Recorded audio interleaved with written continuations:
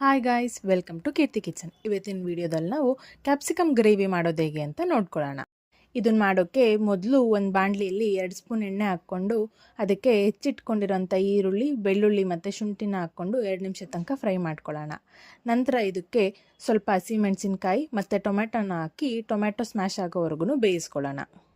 ಈಗ ಅದೇ ಬಾಣಲಿಲಿ ಸ್ವಲ್ಪ ಶೇಂಗಾ ಹಾಕ್ಕೊಂಡು ಹುರ್ಕೊಳ್ಳೋಣ.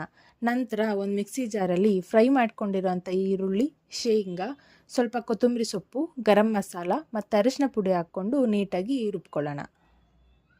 ಈಗ ಒಂದು ಬಾಣಲಿಗೆ ಸ್ವಲ್ಪ ಎಣ್ಣೆ ಹಾಕ್ಕೊಂಡು ಕಟ್ ಮಾಡ್ಕೊಂಡಿರೋಂಥ ಕ್ಯಾಪ್ಸಿಕಮ್ನ ಹಾಕಿ 5 ನಿಮಿಷದ ತನಕ ಫ್ರೈ ಮಾಡಿಕೊಂಡು ಎತ್ತಿಟ್ಕೊಳ್ಳೋಣ. ಈಗ ಅದೇ ಬಾಣಲಿಗೆ ಸ್ವಲ್ಪ ಎಣ್ಣೆ ಹಾಕಿ ಅದಕ್ಕೆ ಚಕ್ಕೆ, ಲವಂಗ, ಪಲಾವ್ ಎಲೆ ಹಾಕ್ಕೊಂಡು ಬಾಡಿಸ್ಕೊಳ್ಳೋಣ. ನಂತರ ಇದಕ್ಕೆ ರುಬ್ಬಿಟ್ಕೊಂಡಿರೋಂಥ ಮಸಾಲ ಹಾಕ್ಕೊಂಡು 2 ನಿಮಿಷ ತನಕ ಫ್ರೈ ಮಾಡ್ಕೊಳ್ಳೋಣ. ಮಸಾಲದು ಹಸಿ ವಾಸನೆ ಹೋದ್ಮೇಲೆ 1 ಲೋಟದಷ್ಟು ನೀರು ಹಾಕ್ಕೊಂಡು ರುಚಿಗೆ ತಕ್ಕಷ್ಟು ಉಪ್ಪು ಹಾಕ್ಕೊಂಡು ಕುದಿಯೋಕೆ ಬಿಡೋಣ.